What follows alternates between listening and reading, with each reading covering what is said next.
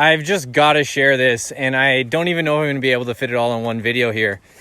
But I want to share my journey of health, digestive health, some of the pitfalls I fell down through, and what has just blown my mind in terms of realizing how much of your energy, how much of your vibration, how much of your emotional well-being affects your physical health. So this is coming from somebody who, at one point in my journey, I was allergic to 80 to 90% of fruits and vegetables. I would eat a meal of steamed broccoli, Brussels sprouts, coconut oil, and hemp hearts, thinking that those were the simplest foods I could digest.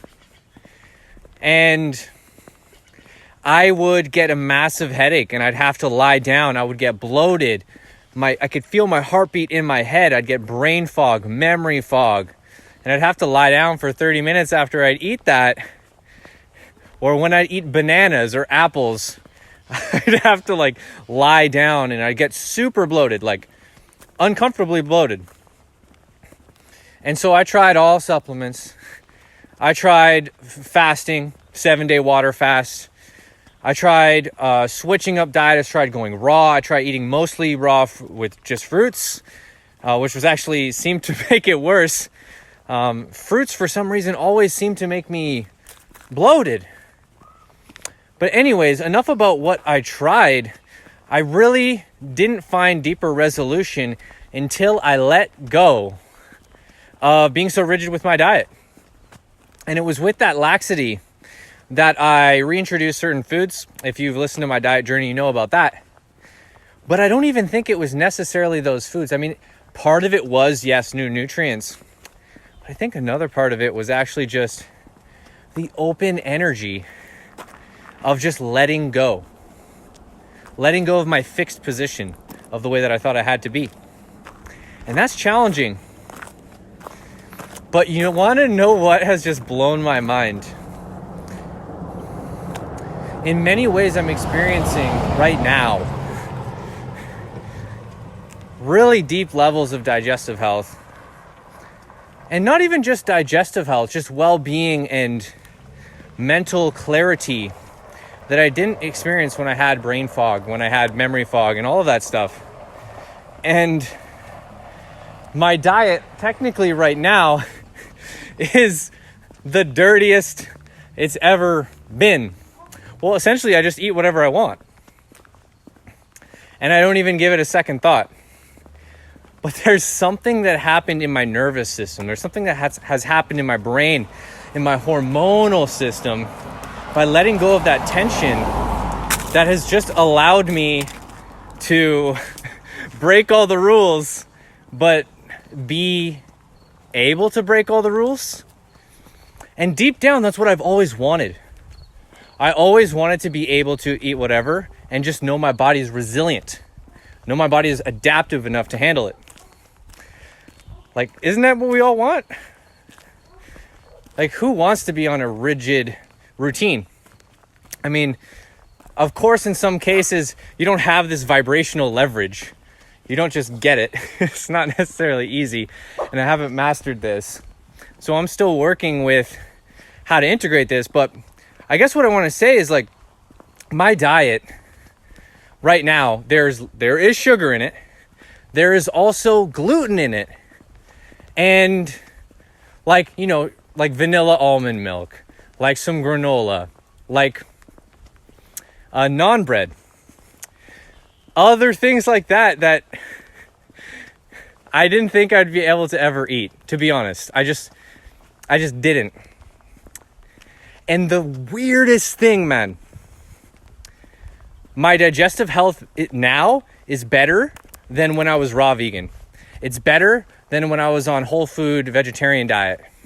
It's better. It's better. It's pretty much better than any that I've tried, except for when I was on the carnivore diet. But the carnivore diet was so strict that my sense of mental flexibility was kind of cut from that. So anyways, I just wanted to put this out here, not to tell you what to do, not to tell you that your journey will be like mine, but just to share my testimonial of how much I've realized being carefree affects your health in a way that is just, I never thought.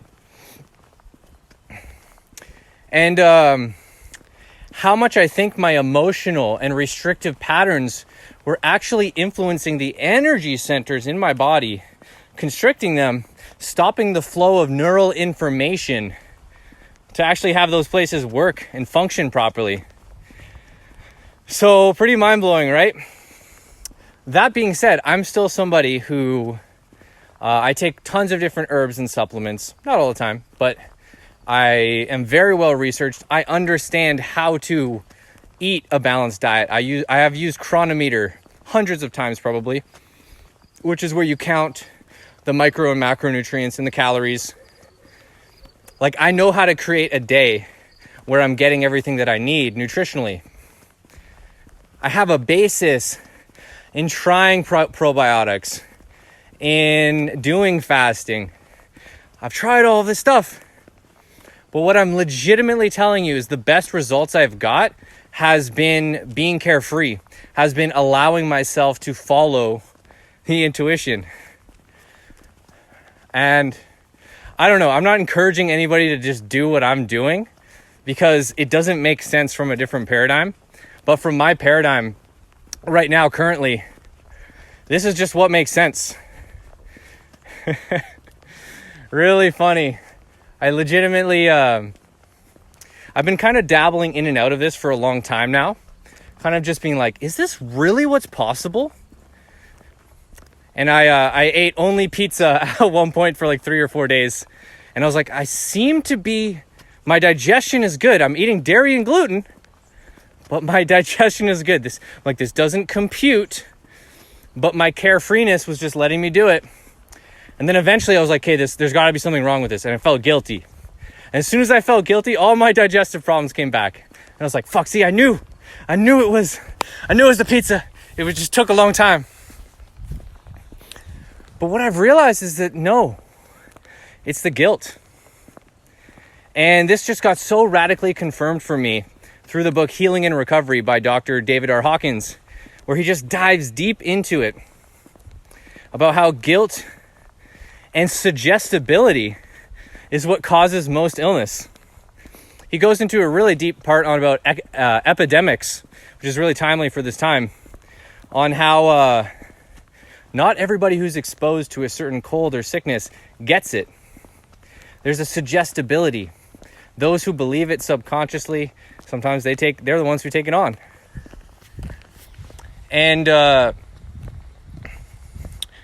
what he goes on to say in the book essentially is if you believe that one thing causes a certain result, for instance, gluten disrupts your digestive tract, then you've created that definition in your nervous system, your brain, your subconscious responds and it says, yes, master, that's true.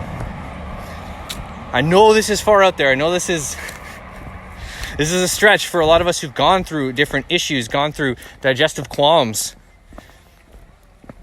But I'm literally telling you from a place right now where I've been eating whatever I want, and gluten and oats and cane sugar and different foods. Not like a crazy amount. I'm not eating like candy or anything, but eating these foods that I thought would be impossible. My digestion is better than when I was strict. My digestion is better than when I was strict. My brain fog is not even there. My sense of mental clarity and well-being is better now.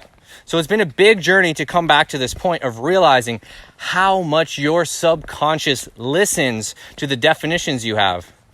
And so right now I'm at a place where I'm not necessarily buying into the definition that gluten equals this, that sugar in moderate amounts, that these things have to lead to something of like some kind of dysfunction. Because right now I'm feeling like I'm functioning better and they're a part of my diet. So I just want to hand the power back to you and remind you that we are incredible biological masterpieces, and your beliefs definitely affect your biology.